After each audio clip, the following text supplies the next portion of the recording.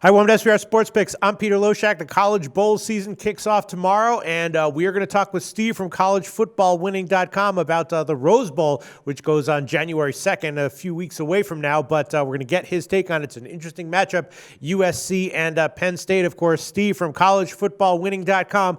Bowl season starts. How excited are you for it, and how well do you usually do at collegefootballwinning.com in bowl season? I am very excited for bowl season, and just so everybody knows, in bowl season, the lifetime of collegefootballwinning.com, we have beaten the spread 62.78% of the time. That's by percent of bankroll wagered. In SBR videos during bowl season, and this is our 6th year doing this, you and I together, Peter, I am 16-5-1 in these bowl season videos. That's 76.19% against the spread. So I'm very excited.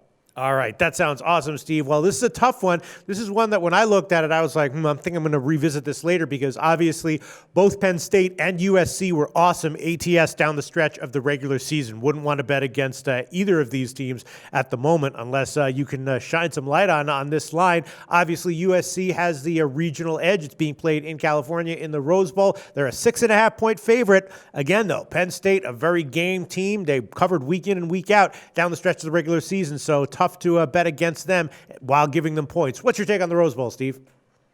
Okay, well introduced, Peter. So I first want to talk about the rushing game. Penn State has been held under 150 rushing yards in 9 of their 13 games so far this year, and they've been held under 100 total rushing yards 5 times this season, including 3 of the last 4 games of the Penn State season. In their 9 games where they were held under 150 rushing yards, they were just 4-4-1 against the spread. And you might say, well, that sounds like no edge. But we're talking about a team that was 8-4-1 against the spread overall.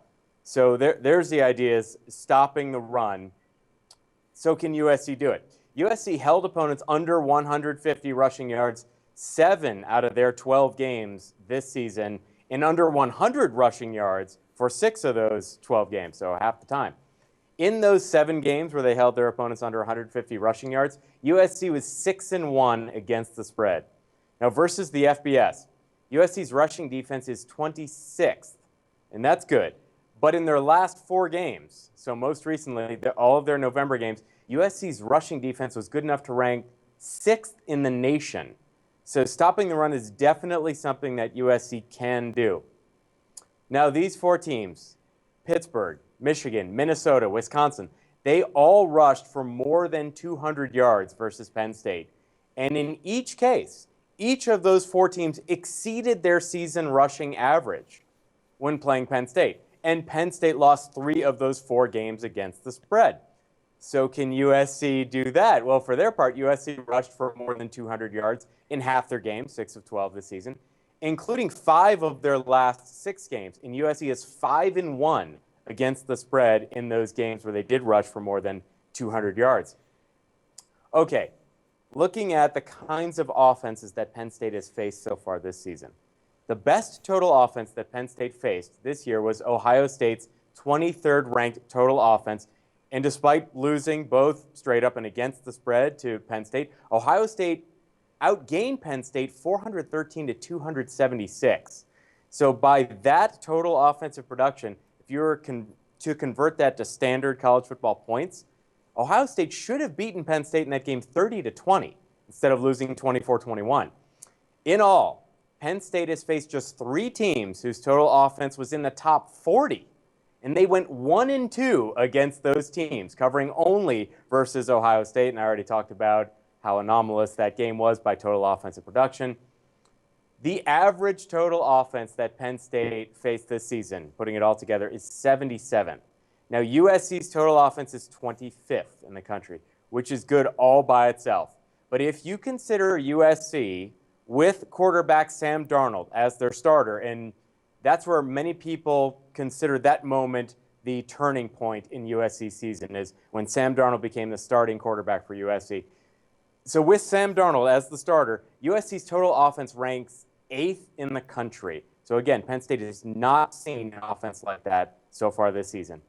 Penn State runs an Oregon-style offense, and USC's defensive coordinator, Clancy Pendergast, He knows how to attack that kind of offense. This year, SC held Oregon to their season lows in total offense, in rushing offense, and in scoring. Now, if you look at the betting outcomes, just taking a wider view, looking at betting outcomes when the Big Ten faces the Pac-12. Since 2003, the Pac-12 or Pac-10 is 61.11% against the spread in bowl games versus the Big Ten. The Pac-12 or Pac-10 in all games against the spread, not just bowl games, since 2003, is 57.53% against the spread. So definitely edge to the Pac-10, Pac-12. What about this line movement? This line, depending on where you look, opened at USC -7 or USC -7.5. So you think, well, look at that. The line movement is suggesting that Penn State might be the correct side since it's down to USC -6.5. I would give you 2 points. First, the betting volume is so light right now compared to where we'll be at closing, probably 20 times the betting volume that we've seen so far. And second, the line direction has indicated the wrong side in bowl games 53.38% of the time the last 10 years. So that's suggesting that the line movement, it's definitely wrong more than half the time. So don't look for that as a positive indicator. So my conclusion right now, Peter, and this is way too early for us here at collegefootballwinning.com to bet this game or to have our clients bet this game, but if it were being played right now, we would be on USC -6.5 points. Awesome analysis, awesome breakdown. Nice case for USC, Steve. And this is what you do at collegefootballwinning.com all bowl season long. Tell us a little bit about that before we let you go. At collegefootballwinning.com, all we do is college football betting analysis.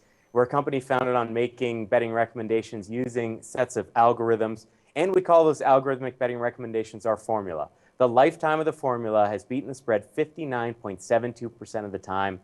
This season, it's beaten the spread 58.57% of the time. I already told you in bowl games, the lifetime of this company, we've beaten the spread 62.78% of the time.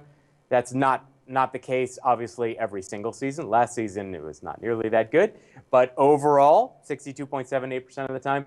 In these videos, I already told you, we are 76.19% against the spread in collegefootballwinning.com SBR videos.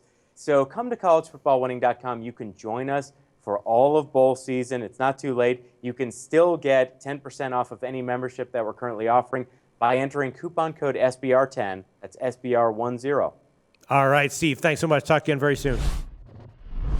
Go to SBRodds.com. Browse, compare, and shop live odds available at top online sportsbooks.